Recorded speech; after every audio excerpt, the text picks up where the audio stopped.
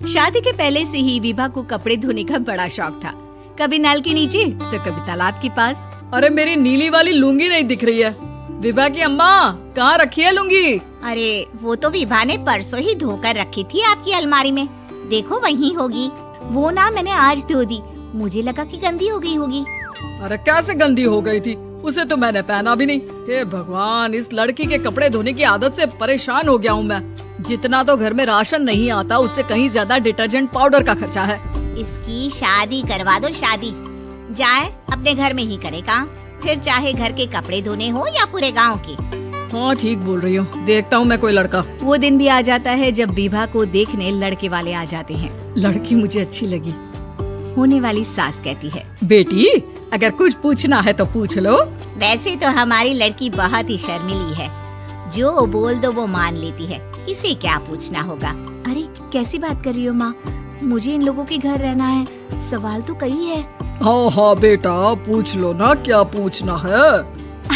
आप लोगों के घर कपड़े कौन धोता है? सास का मुंह बन जाता है।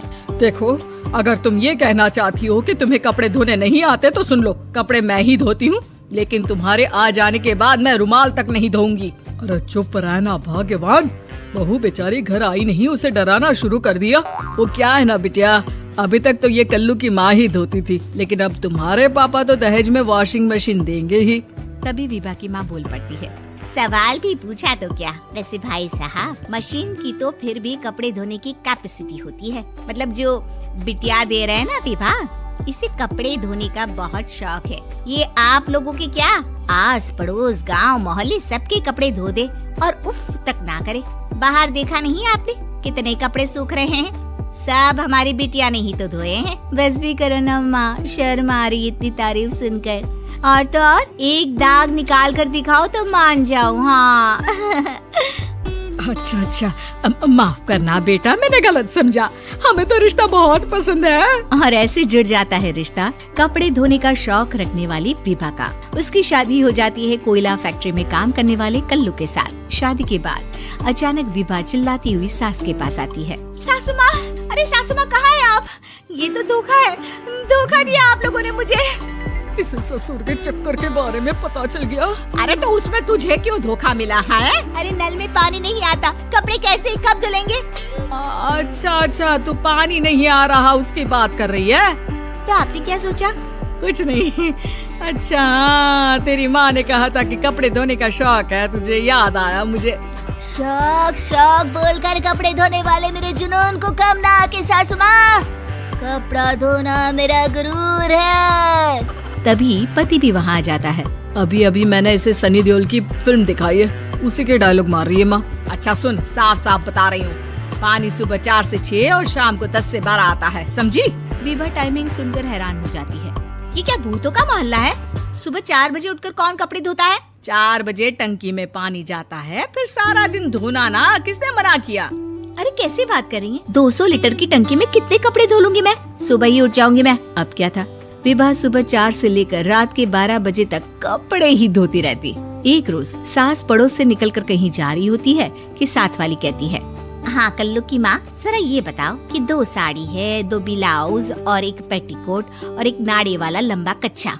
हाँ तो? अरे तो क्या, कितना लोगी धुलाई ये बताओ। धोबन दिख रहे हैं हम क्या? हमारे पति सरकारी नौकरी से अभी अभी रिटायर हुए हैं और बेटा सुपरवाइजर है कोयला फैक्ट्री में। धोबन समझ रखा है हमें? हाय रे कल्लू की अम्मा, माफ कर दो, वो तो मोहल्ले में यही सब बता रहे थे कि तुमने बहू को कपड़ा धुलवाने के काम में लगा दिया है। सास को पड़ोसन की बात सुनकर गुस्सा आ जाता है। वो घर पहुंचती है जहां घर के बाहर ही इतने सारे कपड़े सूख रहे होते हैं जितने कि किसी धोबन के घर पर। अरे ओ कल्लू की दुल्हन, बाहर निकल। माँ जी यहीं आ जाओ, बाथरूम में चादर धो रहे हैं हम। अरे अभी हम धोते हैं, तुमको बाहर निकलो। ये आस पड़ोस वाले बोल रहे हैं कि हम बहू से कपड़े धुलवा कर उसे कपड़ा धोने वाली बना दिए हैं। अरे छोड़ो ना माँ जी, किन लोगों की बातों में आती हो? आस पास के लोगों का तो काम ही होता है कि वो किसी तरह सास बहू को लड़ा दे। बहू सारे घर के कपड़े धोती है, ये क्या कम है? बोलिए। सास को भी लग जाता है कि वो बहू का ये सनकीपन नहीं छुड़वा सकती, इससे अच्छा है कि खुद ही चुप हो जाए। एक रोज सास और बहू मंदिर जाते हैं, जहाँ सास की साड़ी वहाँ खड़ी भीख मांगने वाली से मिलती है। माँ जी क्या बात है, आपके आपकी साड़ी उस भिखारन से कितनी मिल रही है ना? हाँ हाँ देखो तो, दोनों की साड़ी मिल रही है। क्या बात है कल्लू की अम्मा, तुम खुद को तो अफसर की बीवी बताती हो और ऐसी सिंपल सी प्लेन साड़ी पहनकर घूमती हो। सिंपल और प्लेन नहीं है ये साड़ी। तो क्या सोने के धागे से फूल बने हैं? कुछ भी सासू माँ, कुछ भी। हाँ बने थे इस साड़ी में सोने के धागे से फूल। मेरे पति लेकर आए थे मद्रास से स्पेशली मेरे लिए 10,000 की। ताहे भाई साहब इस भिखारन के लिए भी सेम टू सेम साड़ी लेकर आए होंगे 10,000 की। सास उस वक्त कुछ नहीं कहती, लेकिन बहू के साथ घर आती है और अलमारी से एल्बम निकाल कर लाती है। ये साड़ी देख रही है, ये वही साड़ी है जिसे मैंने अभी पहना था। इस साड़ी में ये जो चमकदार फूल दिख रहे हैं ना, ये सोने के धागों से काढ़े गए हैं। लेकिन तू लोकल वॉशिंग मशीन ब्रश से घिस घिस कर सारे फूलों को निकाल कर साड़ी प्लेन कर दी।